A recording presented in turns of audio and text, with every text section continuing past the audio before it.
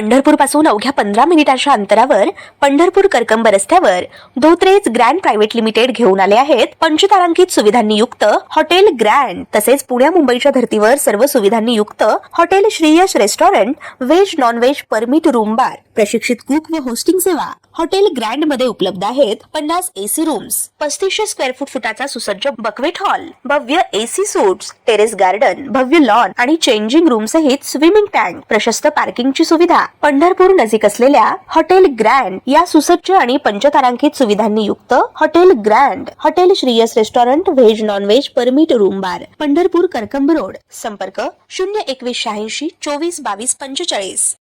ताज्या घडामोडी पाहण्यासाठी आमच्या YouTube चॅनलवरील PVR म्हणजेच पंढरी वार्ता या न्यूजला सबस्क्राइब करा आणि शेजारील बेल आयकॉनवर क्लिक करा। वारकरी संप्रदाय के लोग जुलाई में जब जाते हैं आषाढ़ की एकादशी के समय, उनके लिए वो कॉरिडोर बनाना, ये सब महाराष्ट्र और मराठी और महाराष्ट्र के थॉट लीडरशिप और कल्चरल लीडरशिप का प्रधानमंत्री जी प्रामुख्यता देते हैं। कॉरिडॉरचं काम जे आपल्याला करायचं आहे त्याचा एक ब्रॉड आराखडा आपण तयार केलेला आहे। त्यामध्ये आपला प्रयत्न असा आहे की काही प्रॉपर्टीज आपल्याला ॲक्वायर कराव्या लागतील, पण त्या लोकांना कुठल्याही परिस्थितीत विस्थापित न करता अतिशय चांगलं कम्पेन्सेशन द्यायचं। ज्यांची दुकानं आहेत त्यांना दुकानं द्यायची आणि कम्पेन्सेशन द्यायचं। घराच्या लोकांनाही अतिशय चांगलं कम्पेन्सेशन द्यायचं। मी असं म्हणेन की आत्तापर्यंत कुठल्याही प्रोजेक्टमध्ये मिळालं नाही असं कम्पेन्सेशन या ठिकाणी आम्ही देणार आहोत आणि लोकांना विश्वासात घेऊन हे करणार आहोत। आता लोकप्रतिनिधी आणि जे काही त्या भागातले लोक आहेत यांच्याशी या आराखड्यावर चर्चा करा, त्यांना समजावून सांगा आराखडा काय आहे, त्यांना समजावून सांगा आपण काय देणार आहोत आणि त्यानंतर लगेच आपण ॲक्विजिशनचं काम जे आहे ते सुरू करू। त्यामुळे कुठेही लपवालपवी न करता लोकांना विश्वासात घेऊन हे काम लवकर सुरू करायचं। आम्हाला पुढच्या 3 महिन्यात आम्हाला ॲक्विजिशनचं काम सुरू करायचं।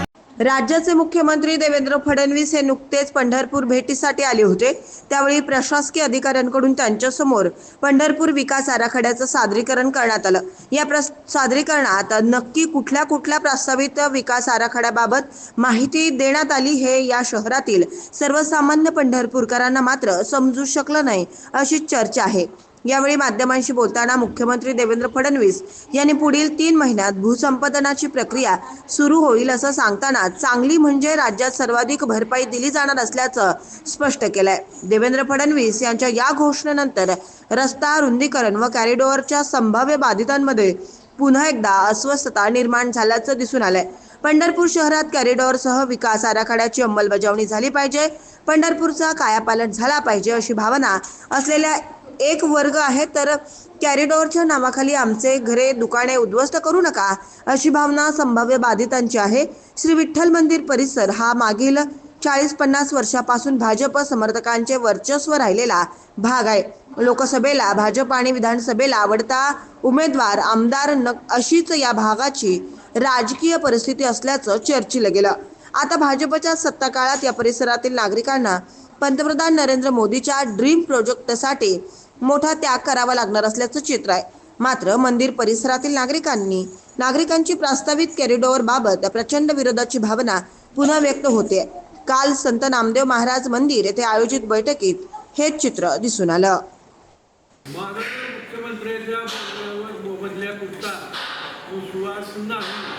त्यामुळे त्यांचं कॉरिडॉर करायचं हे नक्की व्हायला लागलेलं आहे।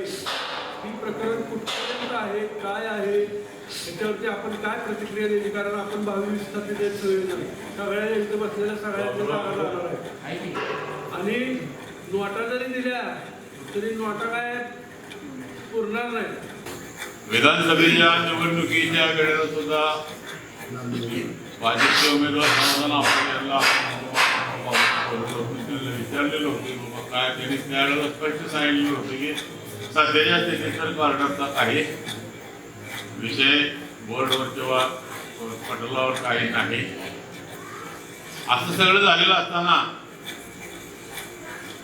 पुन्हा ह्याचा ठिणगी सुरू झाले।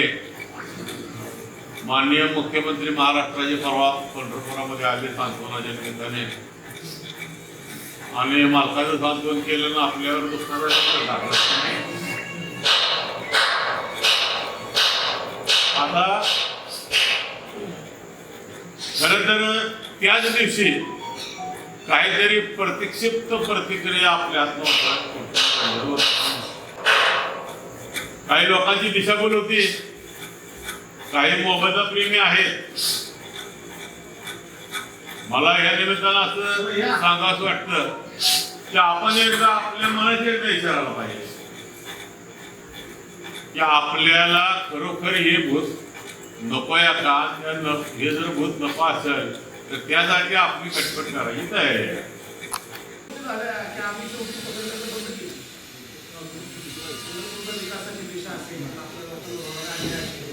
किंवा सगळ्यात राग कुणाचा येतो तो निद्रिस्त जंतूचा येतो. सगळ्यात चांगली कोणता त्यातल्या त्यात सुशिक्षित वर्ग किंवा मंदिर भाग आखी सहनशील शैल्य झालेला असणार.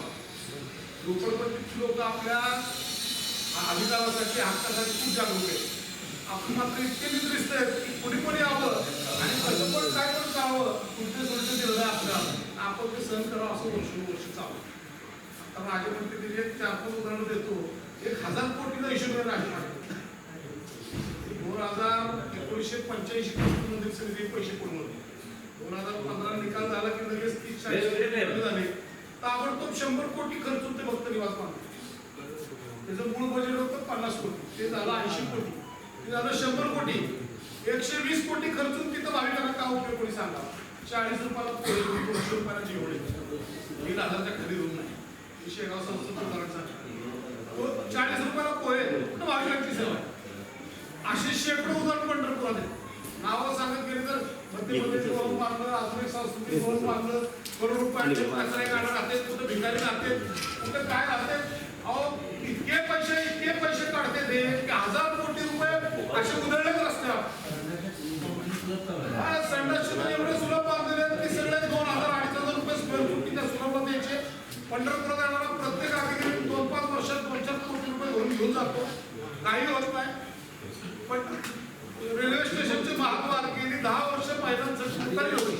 कशी तरी मुतारी आपल्या कस्टमर काय मार्ग बांधले ती सुद्धा आश्वासन घाण असते. मूलभूत सुविधा काही नाही आहेत. मला माहिती आहे पंढरपुरात नगरपालिका रेस्टॉरंट बांधले 2-4 कोटी खर्च कुणी बांधलं, किती पैसे खाल्ले, काही उपयोग. अशी शेकडो उदाहरणं आहेत. हे नामसंख्या अजून हे 50 फुटात दुसरं नामसंख्या बांधले. कोणकटीवर पैसे दिले 42 कोटीला 90 कोटीला गेले.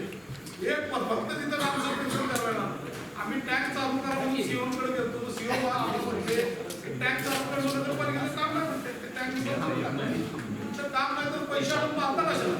उद्या नामसंकीर्तन आदर्श शाळेशेजारी बांधकाम चालू आहे. त्याची उद्या सीट म्हटले बंद पडला तर पाणी म्हणून आमचं काम नाही. आमच्याकडे काय सीट शेवढा माणूस आहे का. एसी रिपोर्ट काय फक्त पैसे आणायचे, मोठी विकास कामं करायची आणि त्यातनं करोड रुपये मिळवायचे. हे शिस्तबद्ध चेंज झालेली आहे. आणि ही अशी शेकडो कामं. साधं उदाहरण सांगतो. मोटरसायकलवर विरोध भक्ती मार्गात जातो. 6 ते 8 कोटी रुपये खर्चून सीसीटीव्ही यंत्रणा बसवली. त्याच्या सगळ्या सीसीटीव्हीला वायरिंग खाली पडलेलं असतं. आम्ही प्रांत साहेबांना 10 फोन केले. काय ते सीसीटीव्हीचं प्रत्येक अधिकारी आम्हाला सांगायचं आम्ही सीसीटीव्ही बसवणार. पंढरपुराकडे कुणाचंही लक्ष नाही. प्रचंड पैसे काढण्यावर शासन पैसे देत आहे. आता तर 3600 कोटी रुपये येणार आहेत. 3600 कोटी रुपये म्हणजे मोठा सुगीचे दिवस आहेत. तुमचे घर जाते काय कोणाचा विषय नाही. आणि विकास कामं पटकन करावी आणि सगळ्या राज्यकर्त्यांना त्यांना रस्ते करणार, बिल्डिंग बांधण्यात इंटरेस्ट आहे. कुणाला नगरपालिका दवाखाना दुरुस्त करू वाटत नाही, कुणाला नगरपालिका शाळा दुरुस्त करू वाटत नाही, कुणाला काय झालं करू वाटत नाही. दुर्दैवाची गोष्ट. आणि आपलं पुन्हा एकदा बुलडोजर फिरण्याची वेळ आलेली आहे. आपण सगळे शब्द होतात. विशेषतः मंदिर भागात तर गंमत अशी आहे की मंदिराचं राजमंत्री बोलला परंतु वारंवार सतत मंदिर भागावरच अन्याय होतो असं वाटतं. काय दादासाहेब काय त्यांनी ते उठायचं 100-200 पोलिस मोटरसायकल आमच्या जोरावर, अजून कोण नेता आहे त्यांच्यावर. अहो 10-20 तुमच्या गाड्यांवर 50 गाड्या सोडतात. स्थानिकाची गाडी सोडतात. पोलिसाला विनंती करावं लागतं. 3-3, 4-4, 5-5 दादाकडे आम्ही तर राहतो. मंदिरात लक्ष मिळेल त्या शिकुर्ड्याला धावायला विनंती करावं लागते आम्हाला मंदिर भागात. आप्पासाहेब बडवेंचं निधन झालं ते केवळ गाडी आलेलं नाही.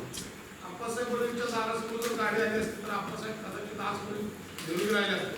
त्यांना अर्धस्वेशीकडे महाराजच्या घरासमोर चालत त्यावर आलं त्यामुळे त्यांनी काय कारण डॉक्टर सांगितलं त्याला चालू कशासाठी आणलं वाहन चालला तर ॲम्ब्युलन्स आली निश्चित तुम्हाला ही दुर्दैवाची परिस्थिती आहे. आपण सगळे इतके निकृष्ट आहोत कुणी यावं काही करावं अशाच पद्धतीनं पास्टरचं होणार आहे.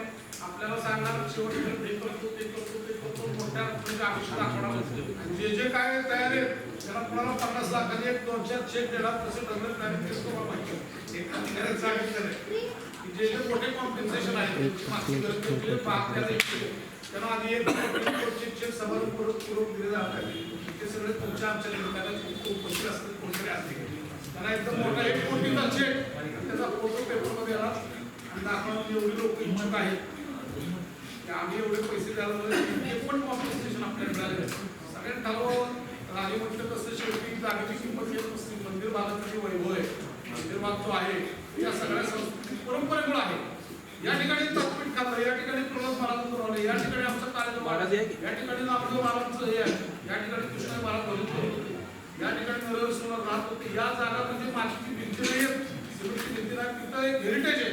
एक सेंट झेवियरचा केस गोव्यात आहे तर त्याला बघायला जगभरातून माणसं इथं पावली पांढरून रेडलेल्या खुडा आहेत. देवाने उगाच म्हटलं नाही इथं फुलं आणि माती सुद्धा भागातलं जे सांस्कृतिक वैभव आहे हे जपायची जबाबदारी आपली आहे. किती पैसे देणार काय देणार हे काय लावणार याची चर्चा राहते चालू आणि 10 आता 120 कोटीची बाहेर मिळणार नाही 115 कोटीची पाणी मिळणार नाही 120 कोटीचे रस्ते चालत रस्ते करोड रुपये आणायचे म्हणजे आपल्या आमदारांनी विचारलं 500 कोटी कुठे गेले विधानसभेत हा प्रश्न सगळ्यांना पडायला पाहिजे आणि याला जबाबदार तुम्ही आम्ही सगळे आहोत.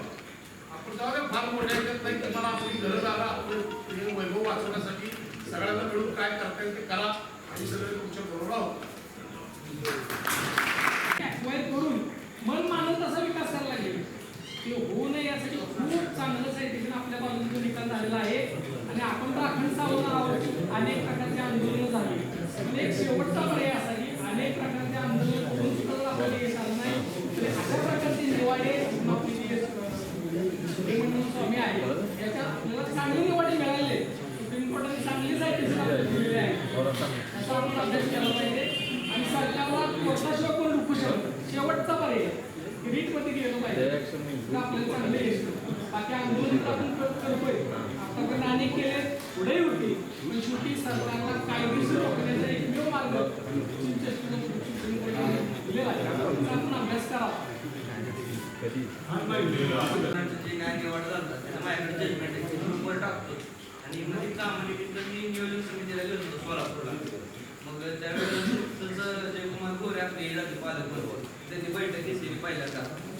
मग जेव्हा मी गेले असता त्या अधिकाऱ्याशी बोललो त्यांनी त्यावेळेला सांगितलं की तुम्ही सगळेजण विरोध करणार असाल तर मुख्यमंत्री देवेंद्र फडणवीसकडे जावा तसंच आपले उपमुख्यमंत्री जे आहेत अजितदादा पवार त्यांच्याकडे तुम्ही जाऊन गाडपेट घ्यायला जेणेकरून जरा आपल्याला पाठवलं भेटेल चर्चा झाली सगळ्यांच्या अधिकाऱ्यांच्या म्हणण्याने या एक मला सांगावं सांगितलं.